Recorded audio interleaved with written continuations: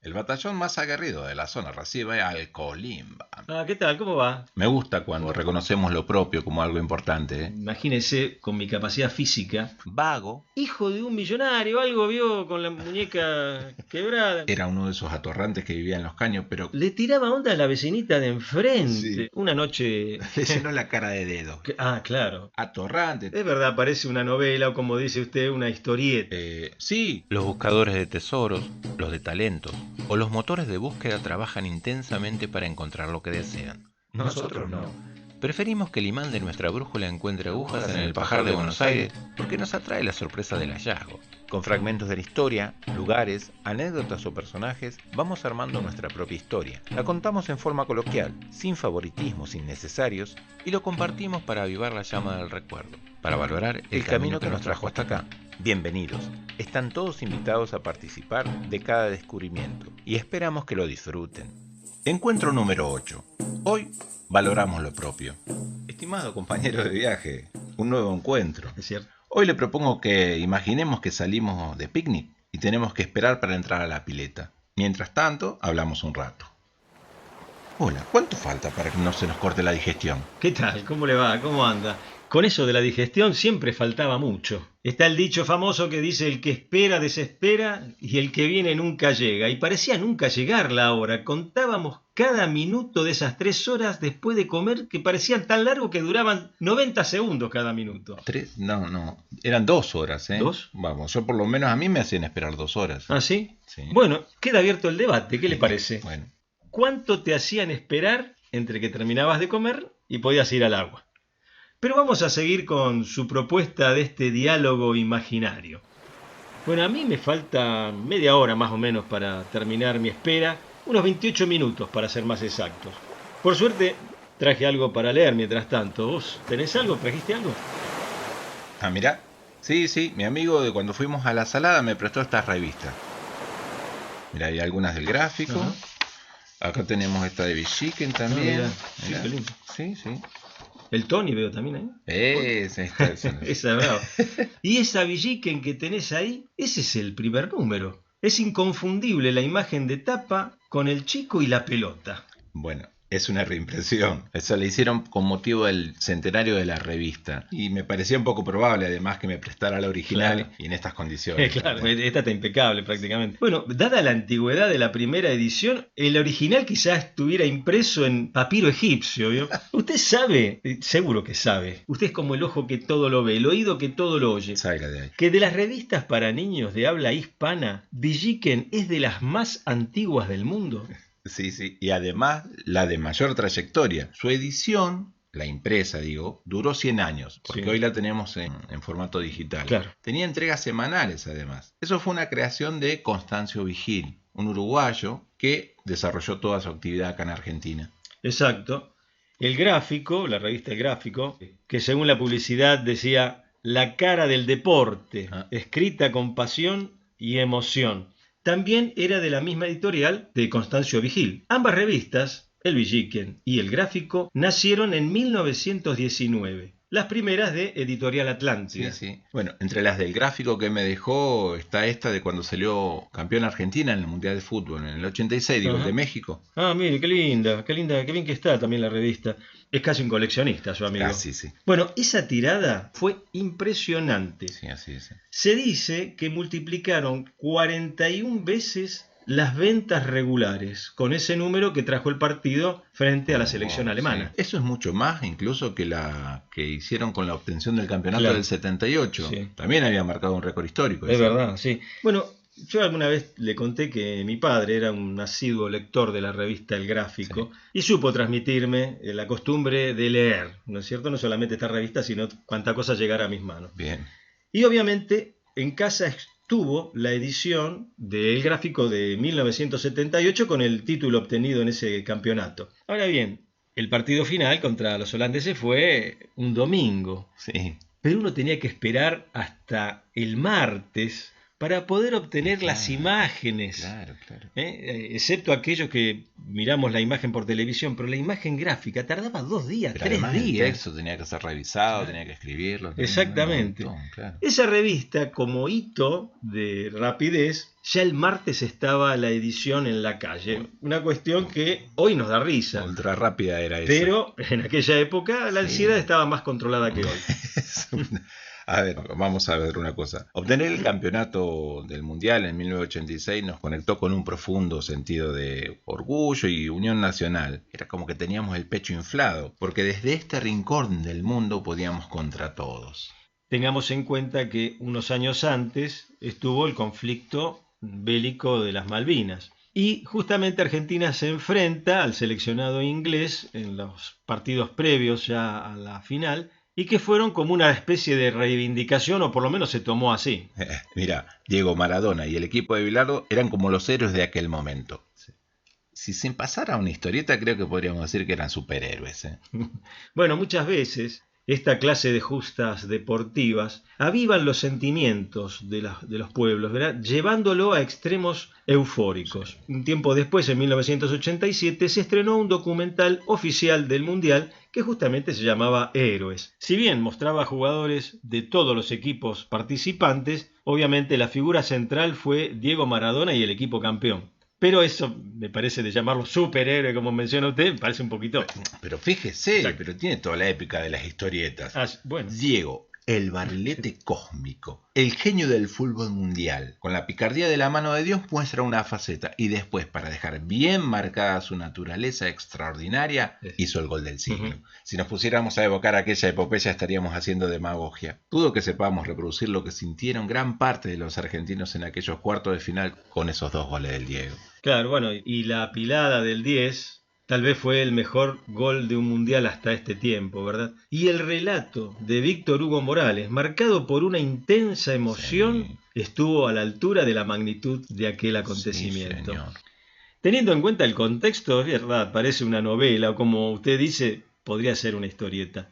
Y hablando de cuestiones raras, de historias a historietas, recuerdo un momento, le podría decir casi anecdótico, esta vez en el Mundial de 1978. Nosotros teníamos un compañero en sexto año que el papá era agrimensor. Sí. Y los agrimensores de vez en cuando tienen que fijar los mojones que delimitan los límites de los terrenos. Sí, y llevan esas cintas de agrimensor. ¿Se acuerdan? Que ando con una en la canasta, sí. Para medir la distancia suya.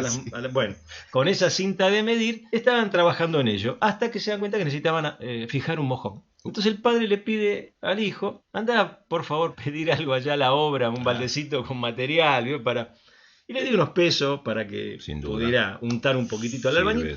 Y este va con toda la ingenuidad de los 18, 17, 18 años que teníamos en ese momento. Dice, por favor, mire, necesitamos un balde. Le quería dar una propina. Le dice, no, pibe, no. Dice, vení que te llevo el balde. Llevó el balde, le ayudó a fijar el mojón ahí en el suelo. Nosotros mismos nos reíamos porque esto mismo llega a pasar fuera de este contexto. Estamos todos contentos. Estamos todos contentos, pero fuera de esto, ni siquiera el balde te daba. Tenía que llevar el material en la mano. Rajá de acá.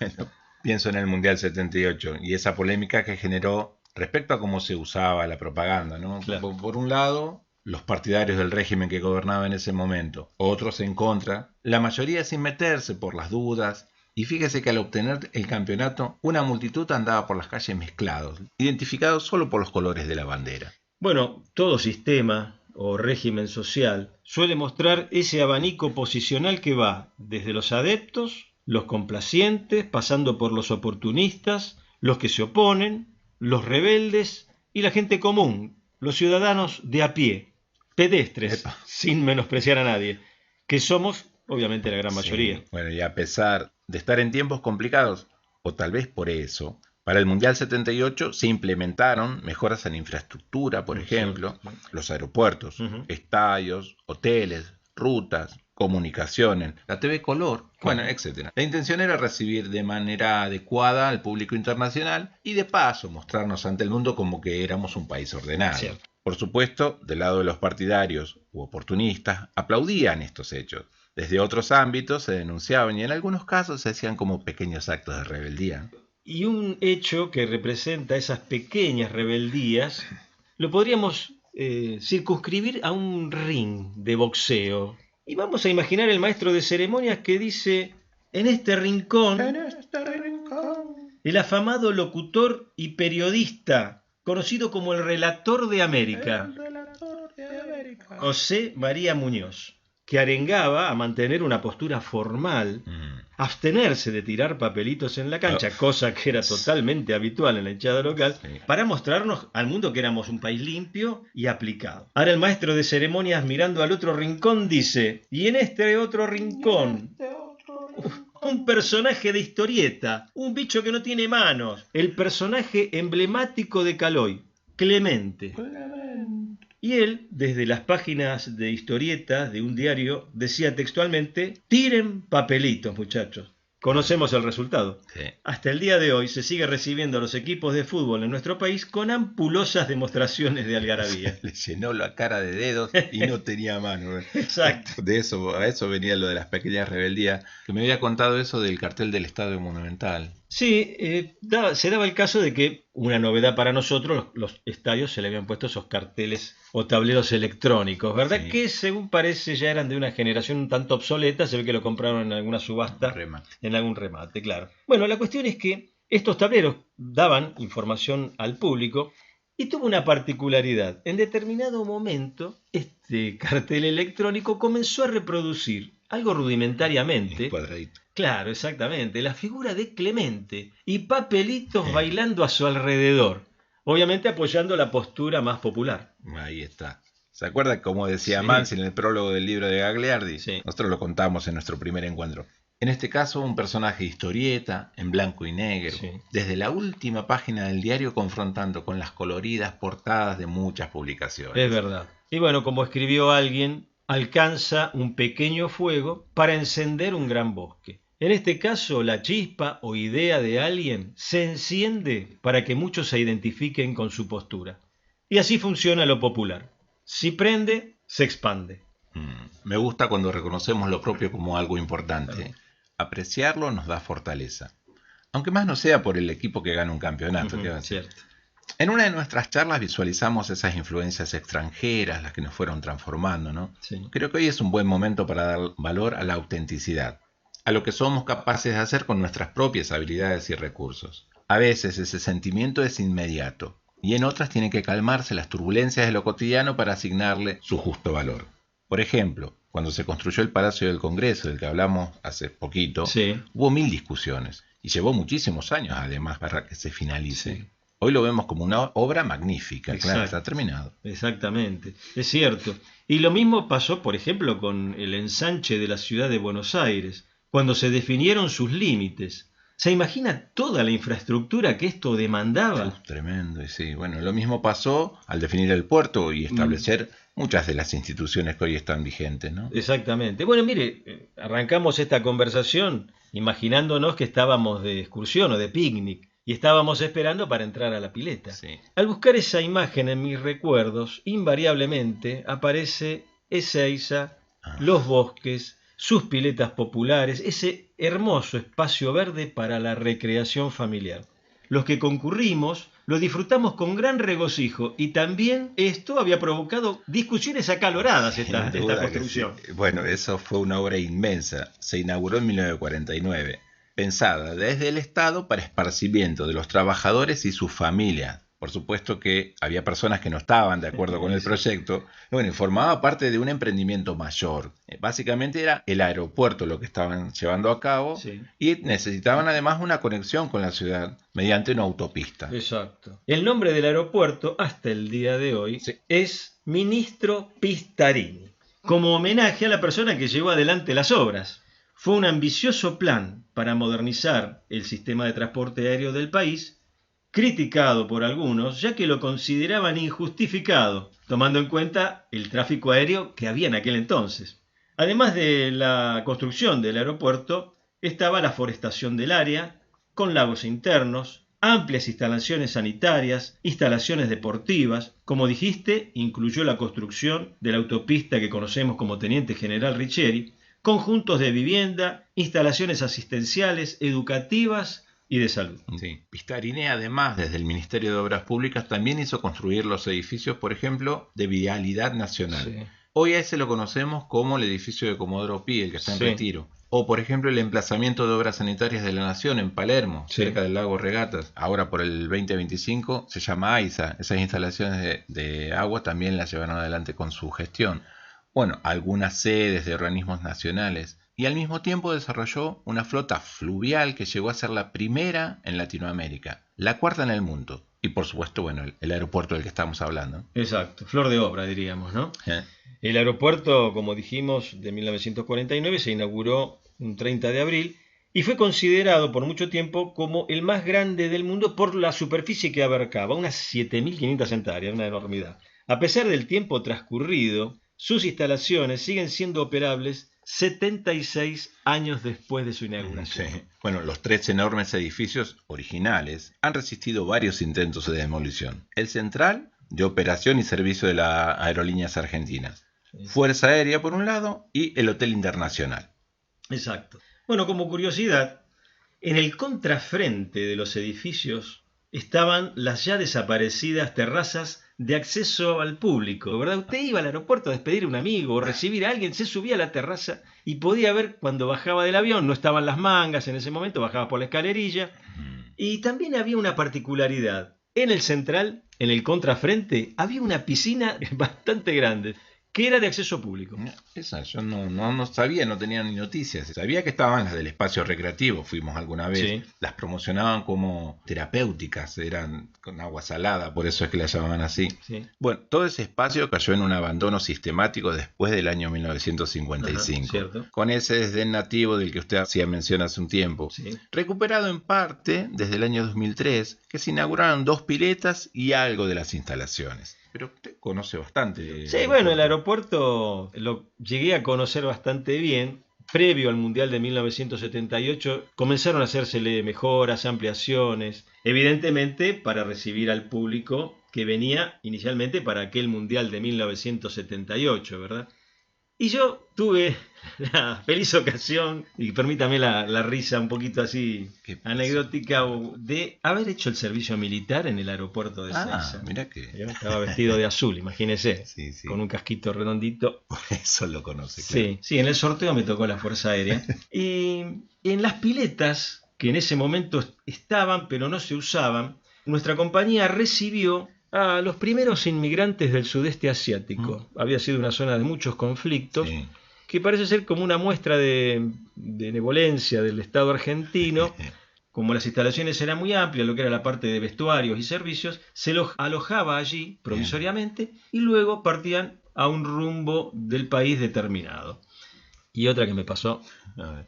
yo estaba parado en uno de los costaditos del edificio, justamente del que era el edificio central de Aerolíneas Argentinas, haciendo guardia no sé de qué, justo en el acceso que iba para la parte de la base aeronaval, porque la Armada tiene un espigón, no tenía. Tenía, no está mal. Entonces yo estaba ahí parado, era de noche, llovía, Uf.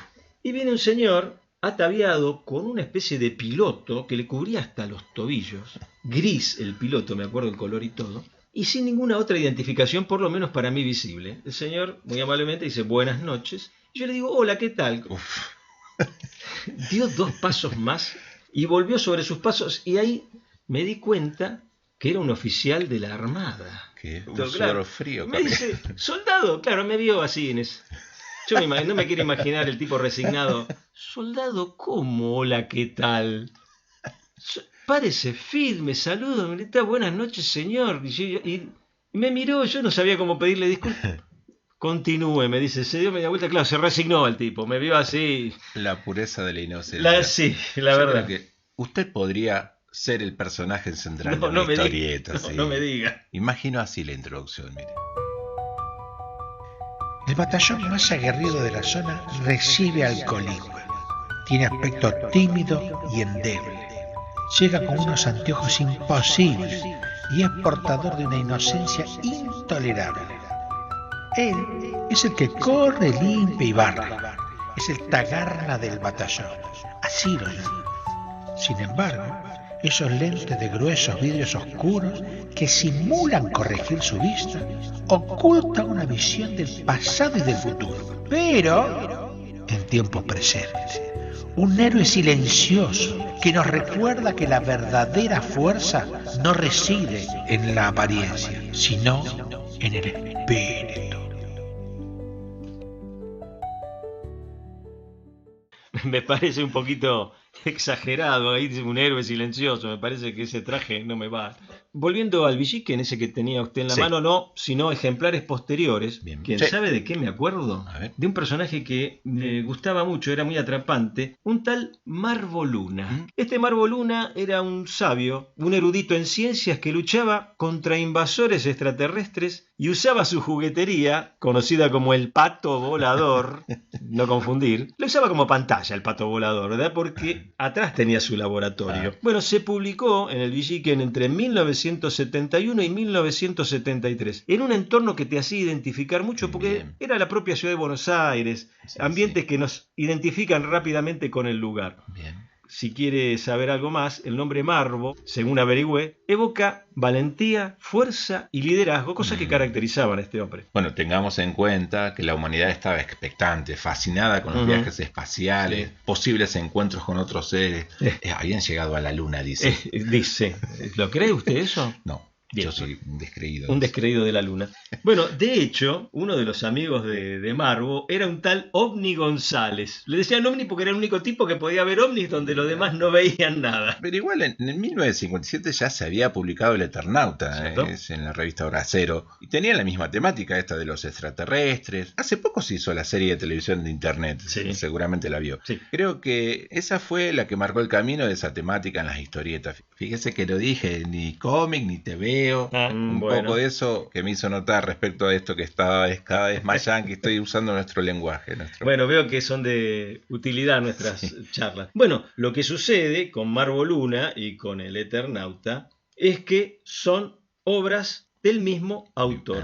Ambas salieron de la imaginación, de la pluma de Héctor Germán Oesterhel y de Francisco Solano López como su dibujante, ¿verdad? O sea que Marvo Luna podríamos decir que era una especie de versión para los chicos, pero muy atrapante igual. Bueno, mire lo que son las cosas, pensando en Oesterhel. Nació en el 1919, el mismo año que se publicaron por primera vez el gráfico y Villiquen, de lo que hablamos. A mí, sin embargo, me gustaban más las historietas tipo El Mono Relojero, ¿sabe? Se inspiraron en un cuento del creador de la revista Constancio Vigil. No. Más le digo. Enrique Pinti amplió los personajes y hacía el guión de la historieta. Tampoco lo sabía. Qué dato duro el suyo está pasando. Pocos creo que lo sepan. Bueno, pero seguramente conoce a Pinti, ¿no? Sí, es un hombre, vasta trayectoria, reconocido por sus monólogos, espectáculos unipersonales. Sí, cierto, sí. Bueno, con una muy buena pronunciación, muy buena locución al hablar, pero un mal hablado de primera. No se le enredaba la lengua como no, nosotros. Para nada. Tipo. Sí, bueno, era parte de su humor. Le agrego otra. Sí. La investigación para celebrar el centenario de Villiquen estuvo a cargo de una doctora llamada Lauren Rea. Era una inglesa, por eso lo pronuncio así, con esta lengua media retorcida, y hizo un trabajo muy amplio alrededor de la revista. Ahí podríamos no es la inglesa loca esta. No, creo que no sé, no la conocí. Bueno, espere un poquito, mire. Con la cantidad de datos que usted está lanzando aquí sobre la mesa, tenemos tela para cortar por lo menos un año con esto. Cortemos papelitos. Sí, bueno, pero me quedo con lo del mono relojero, aunque en realidad más me suena la canción de Capanga.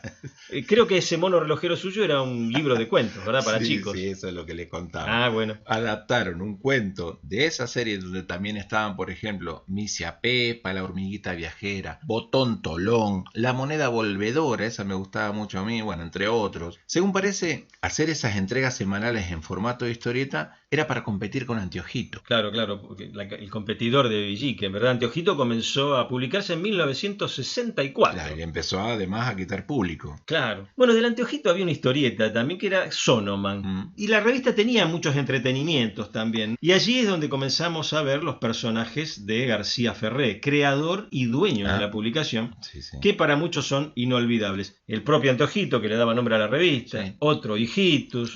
Calculín. A mí me gustaba Calculín, ¿Sabe que algunos personajes de García Ferré me daban la impresión y me siguen dando de tener un lado oscuro? O sea, el lado oscuro de la fuerza.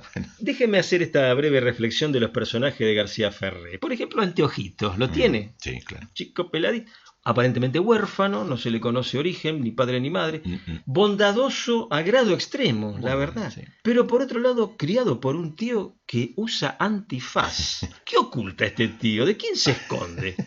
Bueno, no siempre se esconde un bandido detrás de un antifaz. Tienes tranquilo. razón, tienes razón. Bueno, A lo mejor era para hacerlo más cercano. Calculín, por ejemplo, era un niño genio, pero no parecía tener emociones. Yo me identificaba con eso. ajá. Y no es que yo fuera un niño genio. No tenía emociones. Casi no me salían a mí. Él tenía un libro partido en la cabeza, calculo. Yo me quería peinar así también. Bueno, algo de pelo le queda como para hacerlo. Todavía puedo hacerlo. Aprovechelo. Otro tipo, larguirucho. Buenazo por naturaleza, Sí. medio sordo, pero era capaz de colaborar con los buenos o con los malos de igual manera. El lado B que tenía la fuerza oscura, ¿no? Otro, y el que se lleva todos los premios. A ver. Oaki. ¿Lo tiene? Sí, cómo no. Aparentemente un bebé, también huérfano de madre, hijo de un multimillonario, un poquitito amanerado aparentemente, este Gold Silver, pero este Oaki le gustaba el descontrol. Andaba armado, andaba tiros, lío y cosa golda. Sí. Usaba pañales, pero más bien parecía un enano. Corría. Corría con los pañales puestos. Y acá la cuestión era que este hombre le tiraba onda a una vecinita. Era un bebé, lo tenía loco loto. Sí, este bebé era raro, tenía el lado oscuro, no hay nada que hacerle. Este pibe a veces colaboraba con Neurus, que era el malo de la serie, Sí. aunque también era amigo de Hijitus. Sí. Ese Hijitus, otro. Sí. Hijitus, ¿Qué vivía pasa? en un caño. Ah, sí.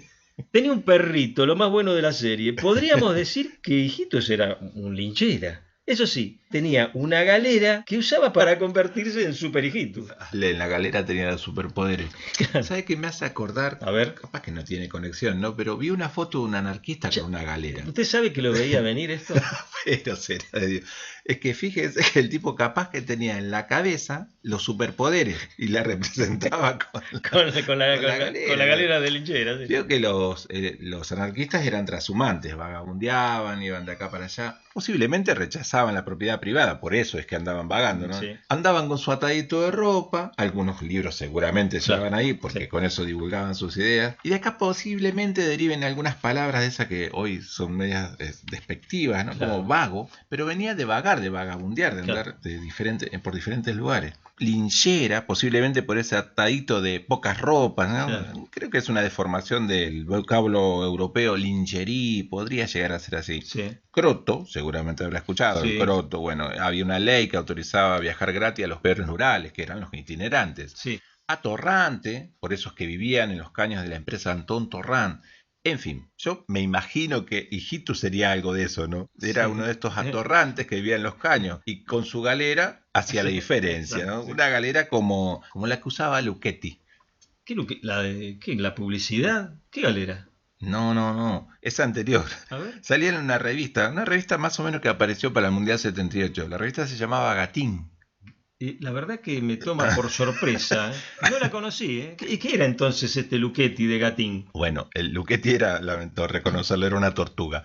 Pero bueno, tenía... Usted tenía algo que ver con la tortuga en el Capaz encuentro que me anterior. gustaba por eso.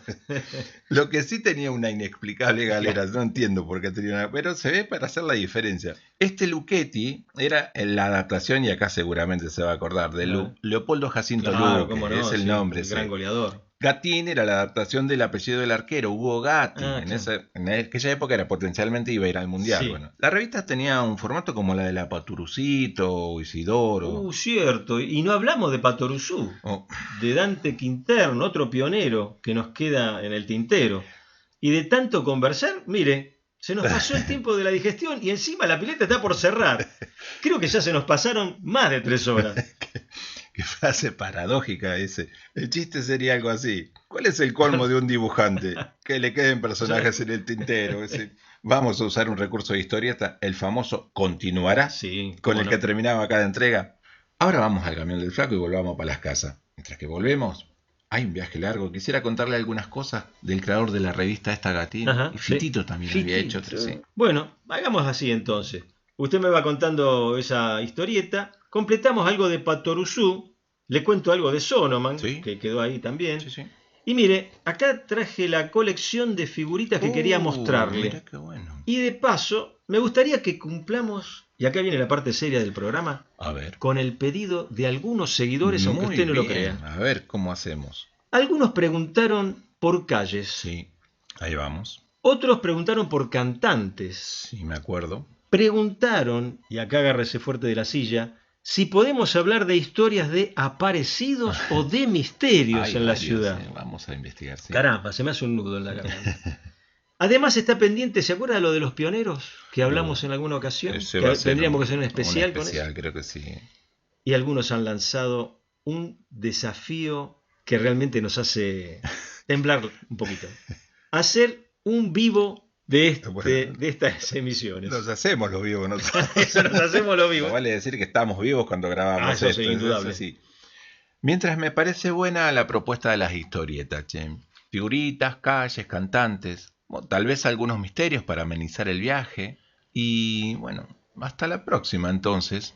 Nos vemos en las calles. Bueno, vamos despidiéndonos. ¿Recuerda de Sonoman? Cuénteme, a ver qué era. A ver. Muchas gracias por seguirnos, muchas gracias por suscribirse. Si les gustó, por supuesto, pónganle el dedito para arriba, un corazoncito sería genial. Y, por supuesto, cualquier comentario respecto a lo que vamos haciendo, nos gustaría que nos lo digan.